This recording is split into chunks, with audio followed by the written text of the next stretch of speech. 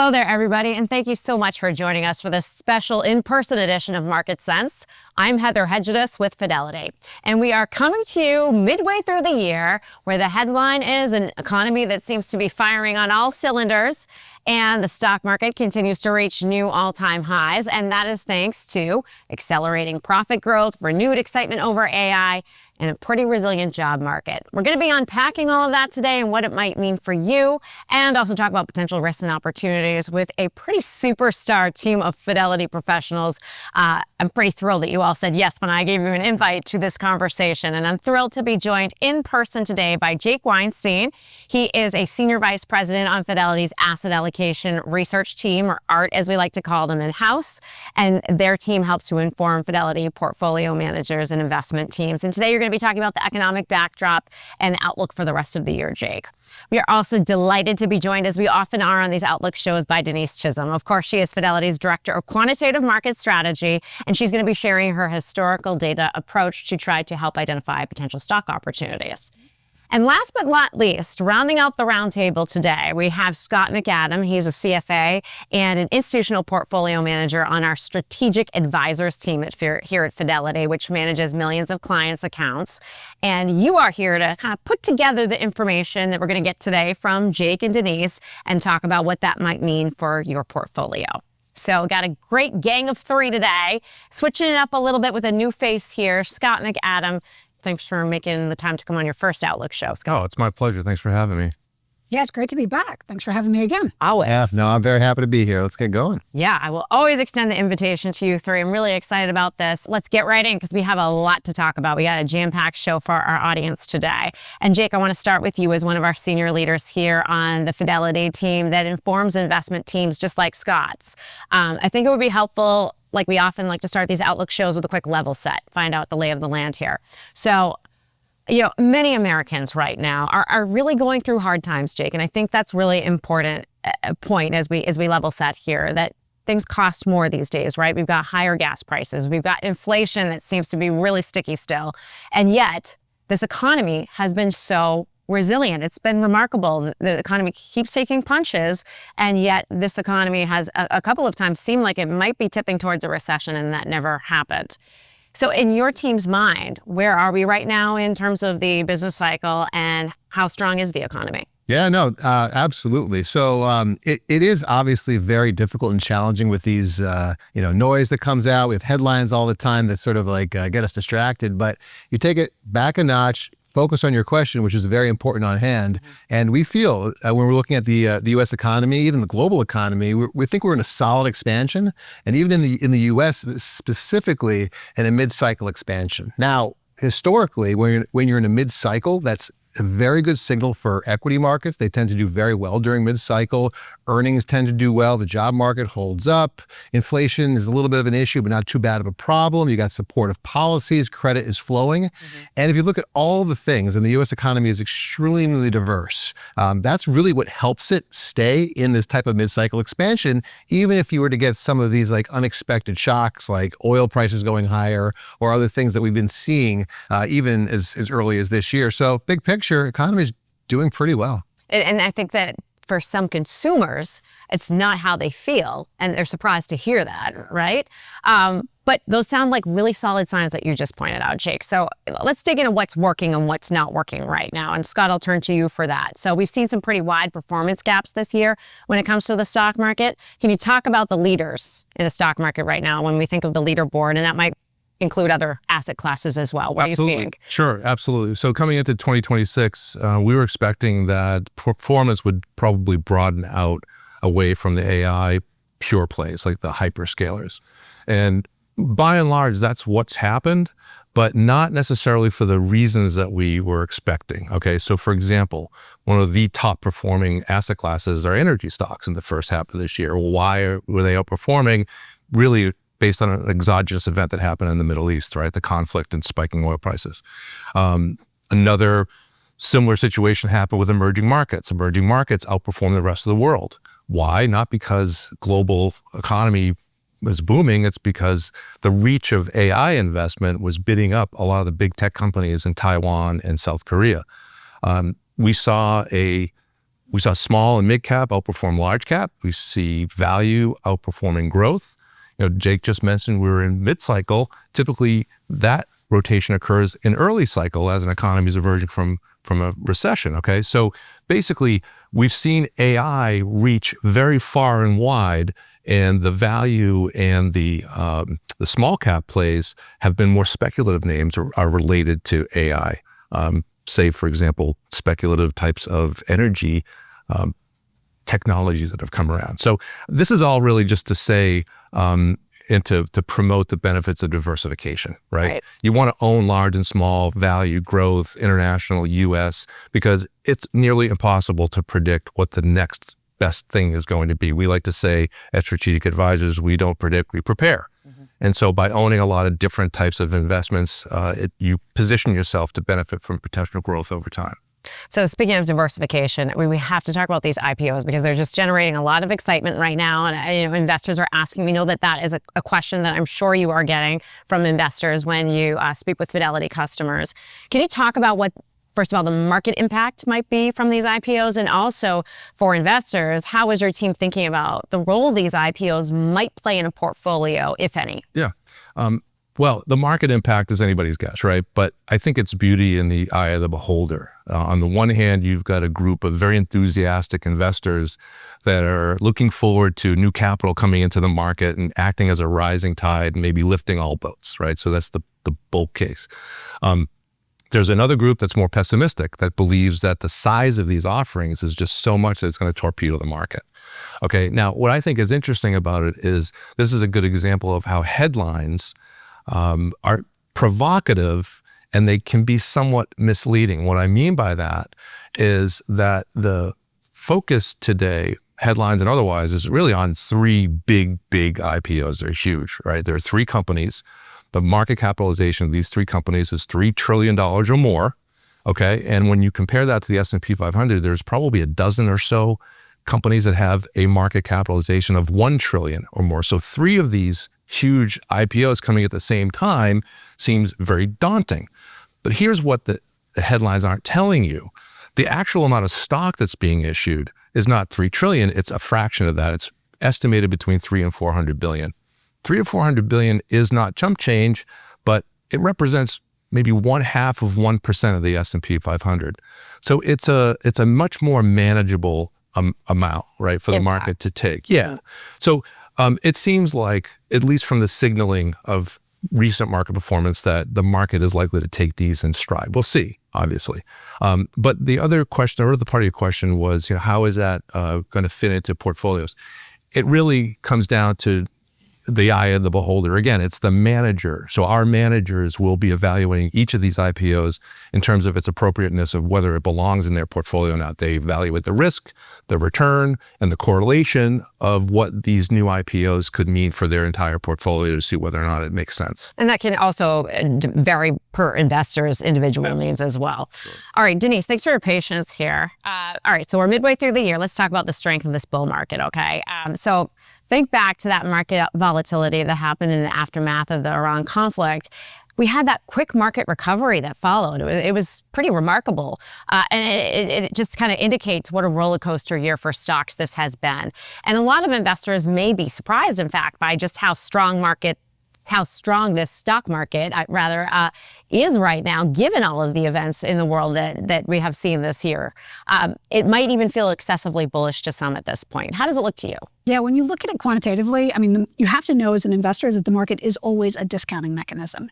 So that means that it can discount good news in advance, but it can also discount bad news in advance. So you often see stocks going up on bad news. That's actually not a surprise when you look historically. Mm-hmm. And I think there's a couple of reasons behind it with the headlines that we've seen to date.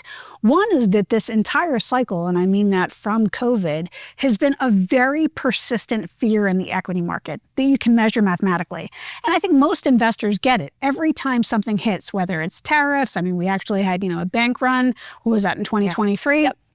And what we've seen with the geopolitical conflicts, anytime that there's a risk, you see sentiment reset very quickly to a very bearish position that you don't often see outside recessions. So there has been this persistent fear in the equity markets. That is what has allowed, at least historically, when you look at the data, the ability of the equity market to climb that wall of worry that we say over and over. So it's not really a surprise, and that persistent fear allows that to happen. So as much as investors want to say, well, stocks are up a lot and they're expensive, neither of those two facts bend your odds toward lower odds of outperformance in the future. What usually does is when the equity markets are, I would call, statistically complacent. I think the second sort of part of that equation is that oil is different this time relative to the 70s and 80s, and you can sort of measure that mathematically as well. So when you look at real oil prices, certainly they've spiked. We saw a spike in the 1980s as a result of the war. We saw it in the 1970s. We even saw it in 2009 when you adjust it. The difference this time is the oil efficiency of the economy has declined by or increased by about 75%. So it's the same prices hitting a very much more efficient economy. So if you think back to, well, let's not try and correlate price. Let's try and think through impact of what higher oil prices might mean, specifically for equity market investors. What might it mean to corporate profits?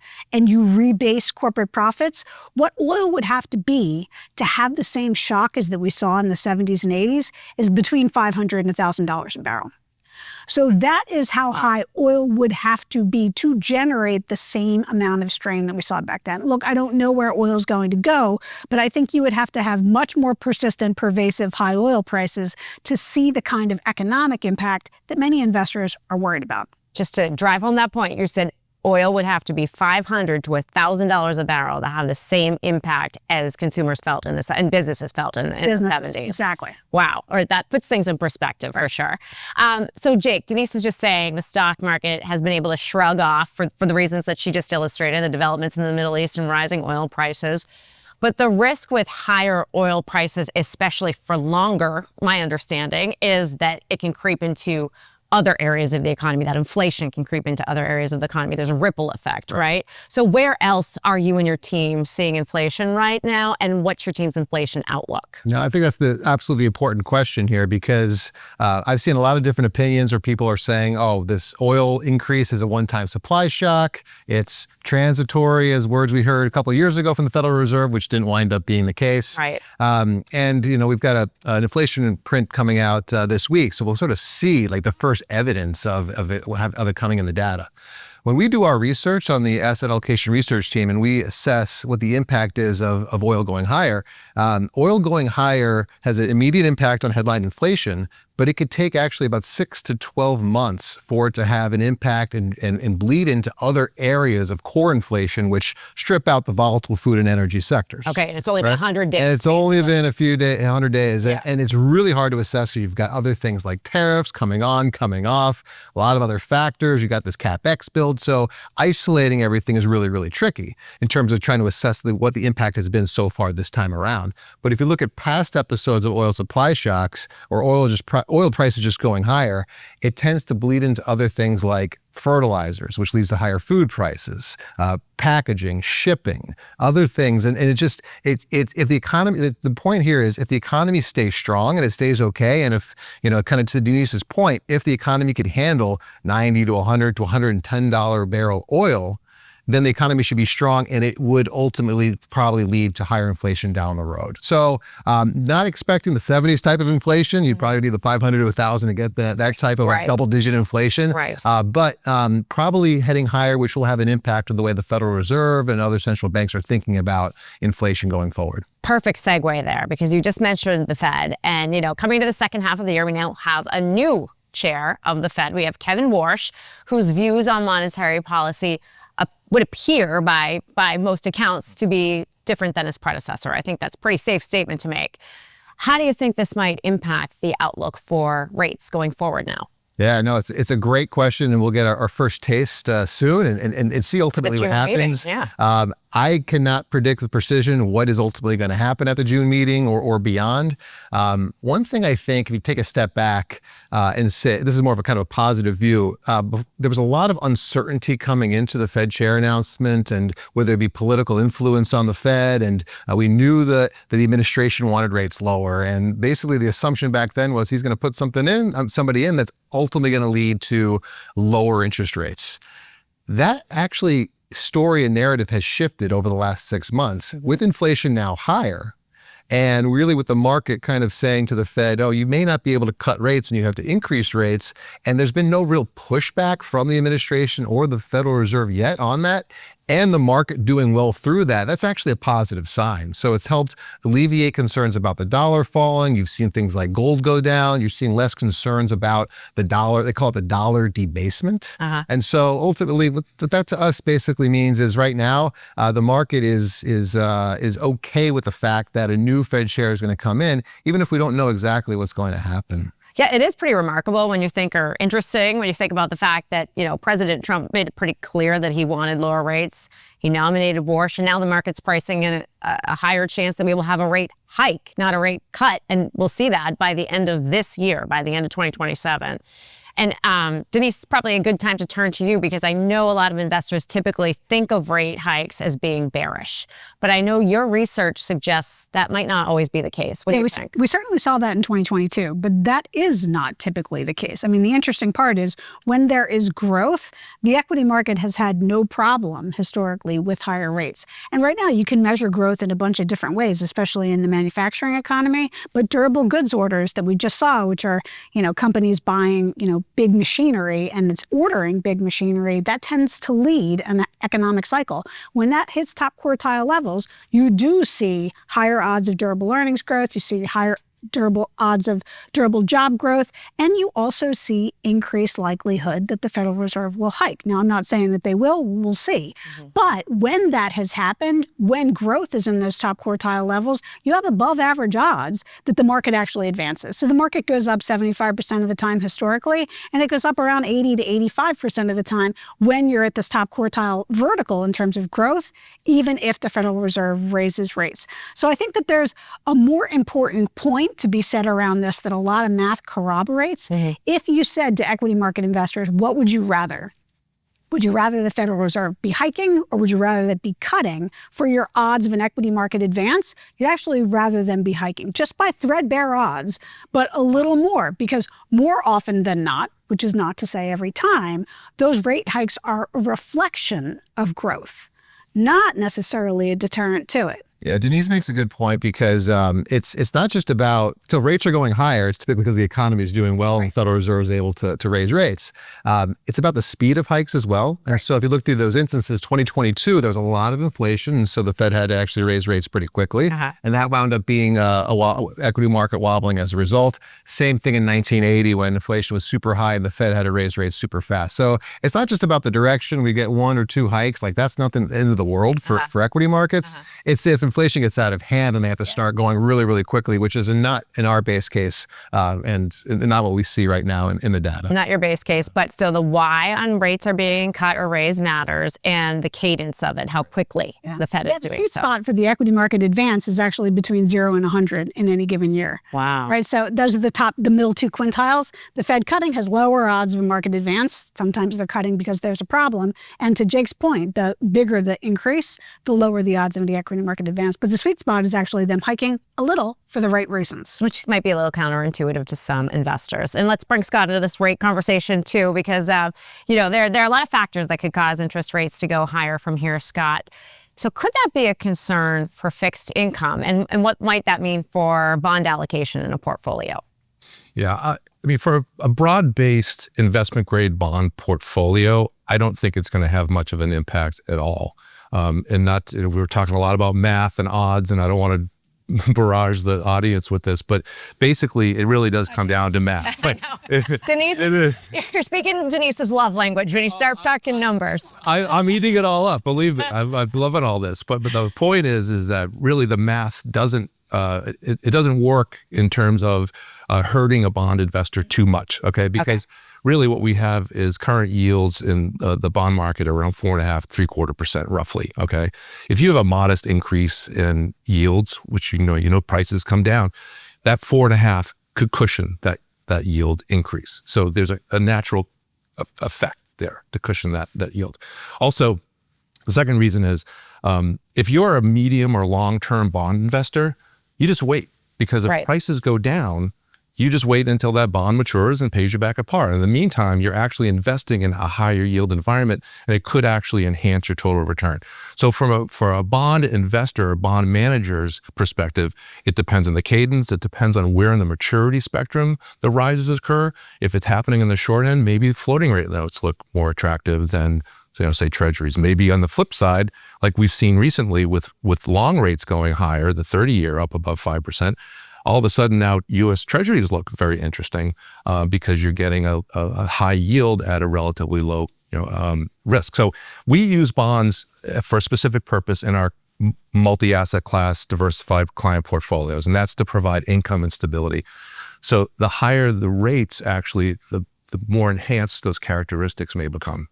So all, potentially positive reasons that are reasons that higher rates may not be a negative thing. But one thing that we know from Econ 101, Denise, is that higher rates do increase borrowing costs, and that can be a lag on the economy, right? And I know you're constantly looking at all the different market signals, but there are a lot of market signals to navigate these days. So I'm wondering what market signals are standing out to you right now? What are you honing in on, and where is it leading you in terms of potential opportunities that we see out there? Yeah, I think I highlighted the first one, which is to say this sort of persistent level of fear in the equity markets. Always remember that the bottom in the equity market between the two back-to-back recessions in the 80s was before either of them happened. Okay. The market bottomed in 1978. So despite the fact that interest rates went to 15%, we had two recessions, the higher lows were in place during both of those markets. So that just shows you the power of the discounting mechanism. Okay. But I think probably priced in because of investor fear. You can't always think about the more visible the threat is, the more likely it is to be discounted, which is, again, not always the case, but that you should always think of. Once it hits the headlines, the probability that it's discounted at least goes up. Okay. But I think the more interesting part of this cycle that has been, I would call it anomalous, has been the fact that the average company has not been profitable in quite a long time. So we all talk about, the cap-weighted indices and the overall earnings, which is obviously dollar-weighted, but it was really driven by a handful of companies, specifically in technology. For the median or average company, profitability actually peaked in 2018. So this has been not the same magnitude as that we saw obviously in the financial crisis or even in the dot-com bust, but from a duration perspective, earnings growth for the average company has been fairly stagnant or in sort of a malaise, if you were, in this sort of like stagnation. Okay. And the important thing about that is the duration of that contraction is really symmetrical to the duration of the recovery. So when you see earnings numbers coming up by a lot, it's almost like it's a catch-up, meaning that it was so behind for so long, we're actually now starting to finally see the inflection. And if this is finally getting past prior peaks, when you look once the average earnings for a company gets past prior peaks, it lasts about 4 years. So this could be the beginning of what might be a more durable and diffuse earnings cycle. Okay. Let's talk about other leaders as well. I know you really like tech. You talked a little bit about tech being a leader. Well, the rest of the market is not, earnings for U.S. companies it's been stagnant, right? To use your term, malaise, right? Right. So tech is a leader in your eyes. Scott, how about you? Where are you and your team and equity managers seeing potential for growth where we are right now? These days, we've got slight tilts toward momentum, small and mid caps, and international. Generally speaking, we look through sectors, so it's really more important, or at least our managers look through sectors, and we're looking for growth in lots of different places, whether it's in the tech sector, it could be geographically diversified, and we can derive, or at least our managers can derive growth from places that people don't necessarily associate with growth. So I'll give you an example, the healthcare sector. A lot of people think of the healthcare sector as being relatively stable and defensive, but within healthcare are biotech companies, right? And those are very fast growing businesses. You also have these days, I mentioned the demand from AI projects, like the power demand and supply equation is benefiting some utility companies in the utility sector. They're working on cutting edge technologies to try and meet the demand of these AI projects. So again, it's not necessarily about the sectors or the geography. It's about the companies and having our managers go out and find those opportunities for us. Okay.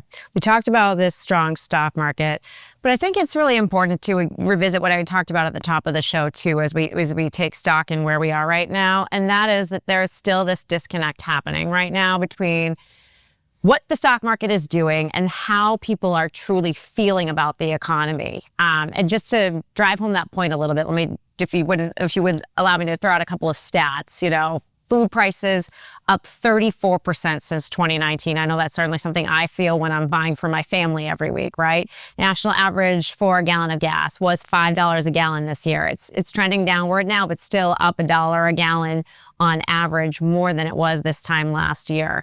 So Scott, I was kind of, thinking maybe you could help walk us through this disconnect a little bit more between Main Street and Wall Street.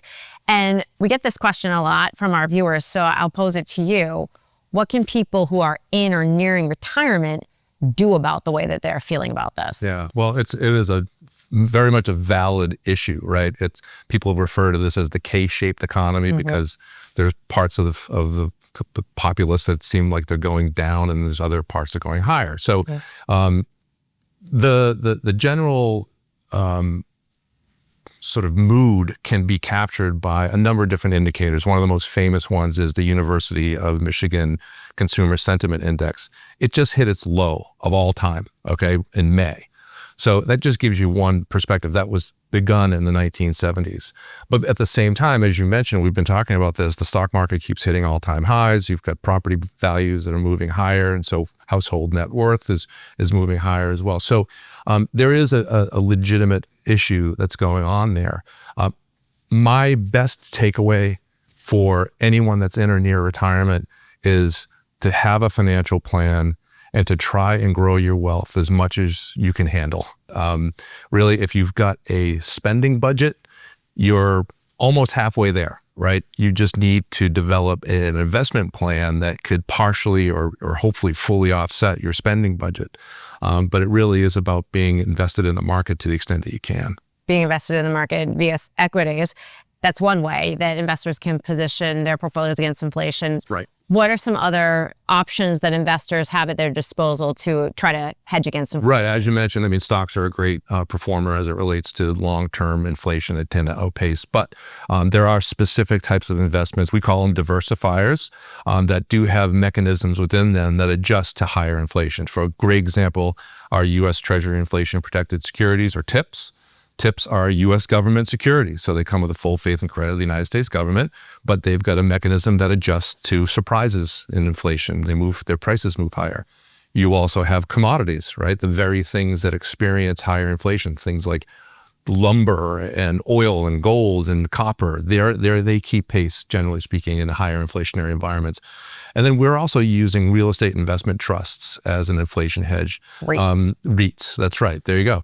And REITs are a stock, but they're backed by a real property. So real estate tends to keep pace with inflation over time as well.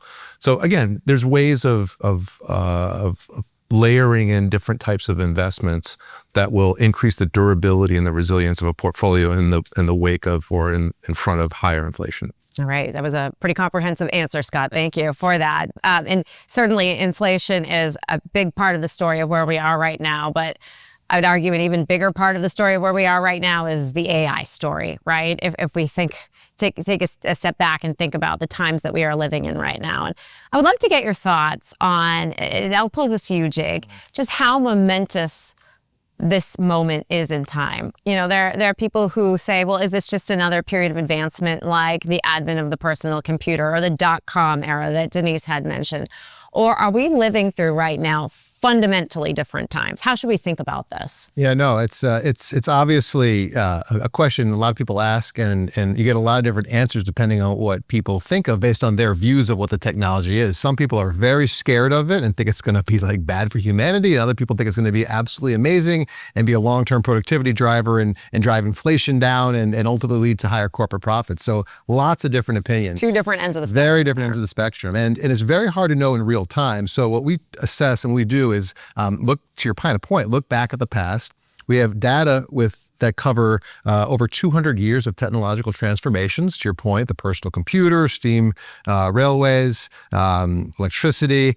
And there's a pattern that's actually pretty consistent across all of those. And it's three factors.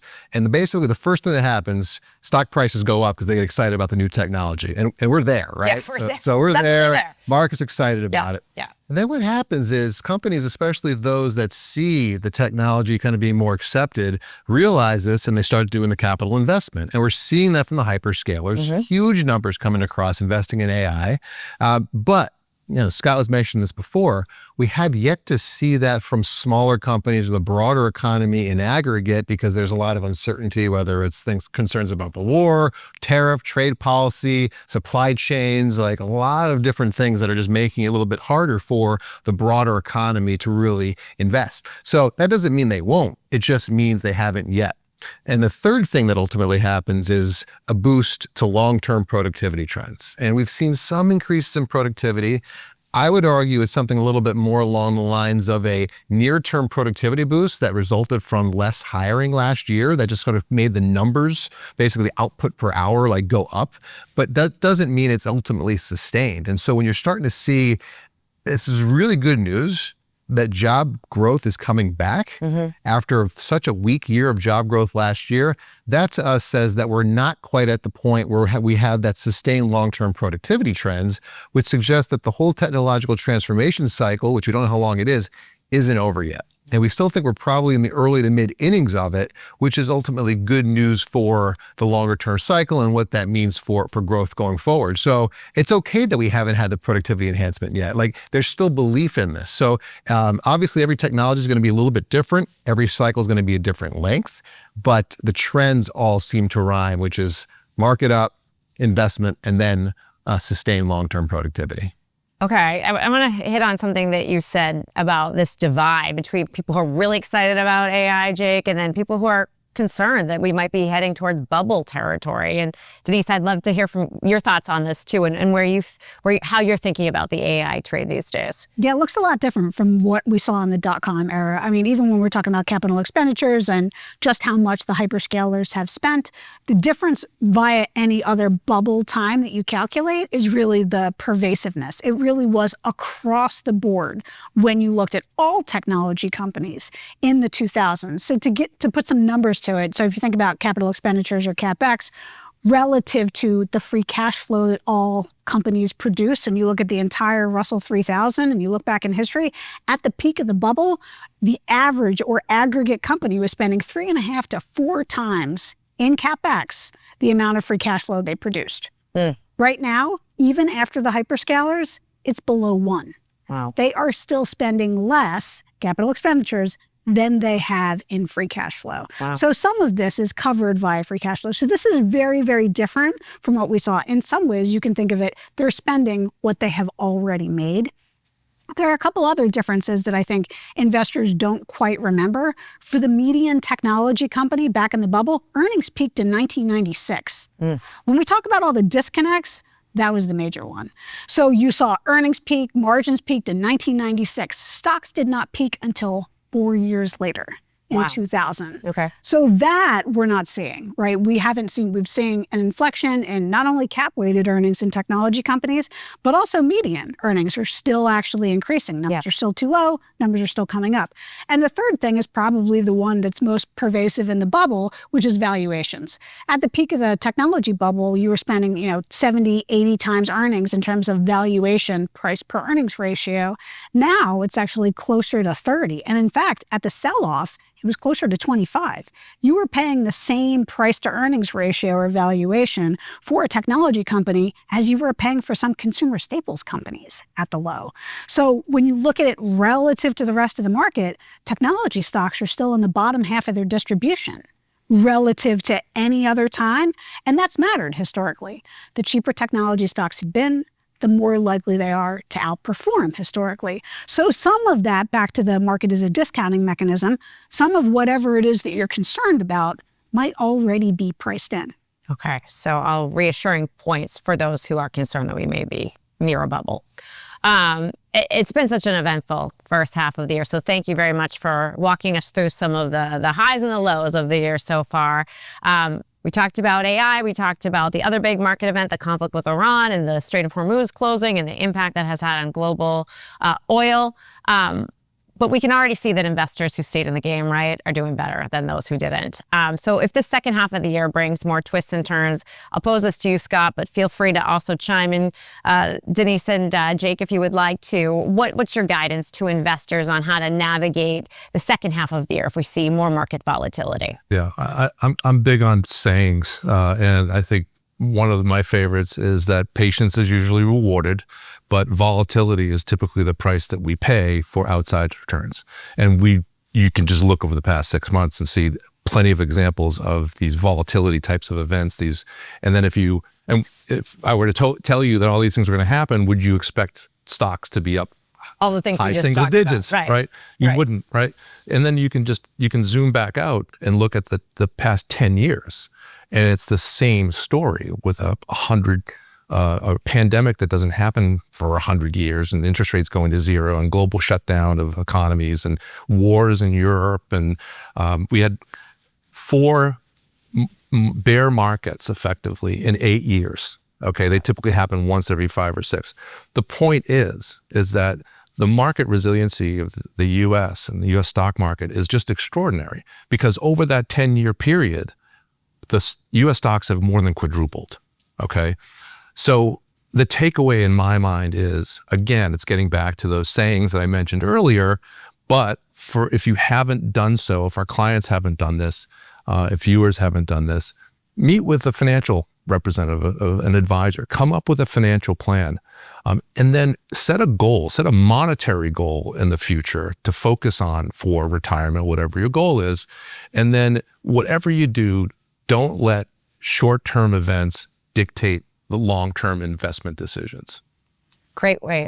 Go, yeah. No, one point I did want to add to that is, so the point about bear markets and corrections, we're here, our team sees that we're in a good, solid mid-cycle environment. It's very normal to see corrections or even bear markets, even during a mid-cycle period like this. And so when you're looking at that kind of, and Denise is the quantitative aspect that she takes to her work is it helps you stay disciplined, where as long as the macro environment's expected to be okay, and you could utilize these type of tools that Denise uses and have more of a longer term approach, as Scott talked about, that gives you confidence that you're more likely to see equity markets actually bounce back. And it's just a lot of volatility is extremely normal, and it should be there. I mean, markets are risky; they're risk assets. So that's basically is how you kind of you put your long-term plan on it, but also having an idea of where you are in the cycle, so that you can kind of expect and understand, is this a sustained downtrend or not? Let's kind of see under the hood what's happening at the macro level and at the company by company specific basis. And you make a good point too, Jake, that bear markets can happen, and that doesn't mean we're in a recession. The stock market is not the economy, and the economy is not the stock market, right?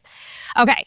All right. So great way to sum things up, and thank you for adding that, Jake. And I wanted to leave a little bit of time for a quick lightning round for the second part of our conversation here, just to get some big takeaways for our audience, but we'll be mindful of our audience's time too here. We have about 5 minutes for this. So first question, we haven't talked yet about the fact that this is a mid-year election year. So in a few words, as an investor, how should we be thinking about these kinds of events? Jake, I'll start with you. Yeah, so we get asked questions about the election every 2 years. It always seems to be something that's on top of mind. I can say with high confidence that it is rarely the event, if not ever the event, that's going to be the thing that matters for markets, whether they go up or down. Oh, this person won, this group took over, good for markets, bad for markets. So I'd say it's probably just not the biggest thing that matters, but it is going to be a big focus that's going to get a lot of headlines and probably create potentially some volatility as we head in, but I wouldn't think it's any type of game changer for the direction of the economy over the next, say, 6 to 12 months. Not long-term volatility, just near-term. Exactly. Okay. Denise? Yeah, the range of outcomes is wide. So to Jake's point, I think that there are other critical drivers like earnings, your starting point on valuation, stuff like that is the bigger driver to the market. But the interesting data, I would say, is that 80% of the time you do see a flip in terms of midterms of the party in power. So that wouldn't be surprising at all. And that divided government aspect is marginally, on average, a little bit better for the markets. Okay. Yeah. All right. Scott? Again, slogans focus on policies, not politics. But midterms tend to introduce downside volatility to the marketplace. That's history. But the S&P 500 has not finished in a decline. It's true. 12 months following the midterms since 1938. Well, the odds are in our favor, it sounds Yes. like. All right. Not quoting anything because I don't want to get in trouble with the IP legal folks there.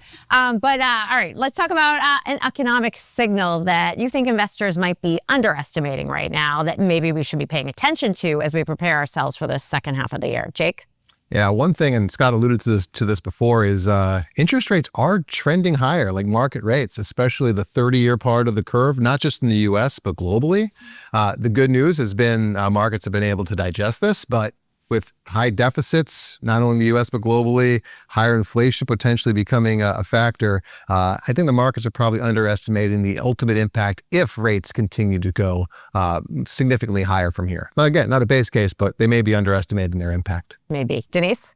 I would say the diffusion of the CapEx spending that's just starting to happen. I think that if you look over the last year, What do you mean by diffusion of the capital spending? More companies spending in terms of CapEx, it not just being driven by technology companies. And going back to that durable goods orders, so orders for machinery and other goods, when you break it down, of the 7 categories, all 7 are accelerating. So it's not just the ones in technology. So you're starting to see that filter through. So I think that this looks like a more diffuse, robust, and durable CapEx recovery. Scott? Yeah. So, Jake, you touched on this a little bit with respect to productivity. I think that the speed to which AI will ramp up productivity is being underestimated, and that's going to have a positive impact on inflation. All right. All fairly positive signals, it sounds like. All right. Biggest surprise of 2026 so far? I'm amazed how fast markets came back after they took a little bit of a tumble after the Iran conflict, but they're still volatile. But that's my biggest surprise, I'd say, so far. Fair enough. How little oil went up on the conflict. Yeah. I would have expected more. Okay. 500 a barrel would have been tough. Absolutely. Yeah. Don't need that kind of a price shock. Yeah, I'd say Taiwan and South Korea market capitalizations now exceed China's. That's a surprise to me. Good one. Okay. And lastly, investing theme you are most excited about as we think about the second half of the year. You're asking the asset allocator, so it's boring. So I'm excited about it, but the need for more strategic diversification, stock bond correlation is going positive. People trying to figure out if they're diversified appropriately. Scott alluded to it. So hey, that's mine. Strategic diversification. Positive correlation between stocks and bonds. Bonds and stocks aren't zigging and zagging, as you would say right now. Okay, Denise. I would say the durability of earnings growth. So that's the key to the cycle, is the earnings cycle. And I think that looks increasingly more durable and more companies earning more money over time. To me, it's the onshoring of manufacturing. There's been a lot of job owning about it. They've been talking about it for a year and a half now. I'd like to see some progress made in the second half of this year. Okay. All right, we have to leave it at that, but just fantastic ideas and perspective and insights from the three of you. Thank you so much for your time. And to our audience, if you would like to hear more from Jake, Denise, and Scott and our other thought leaders about what they are watching for the rest of 2026, we encourage you to visit Fidelity's 2026 Mid-Year Investing Outlook page. We have an entire page dedicated to this thought leadership. If you just go to fidelity.com/Outlook. That's fidelity.com/Outlook. And you will find free insights, analysis, and guidance to help you through the back half of the year. And just a reminder too, before we go, Market Sense is a weekly show. We are on every Tuesday at 2 Eastern. Replays are available as well on YouTube and our website and wherever you get your podcasts. All right, on behalf of Jake Weinstein, Denise Chisholm, and Scott McAdam, thank you so much for the pleasure of your time today. I'm Heather Hedges. We hope you all have a great second half of the year.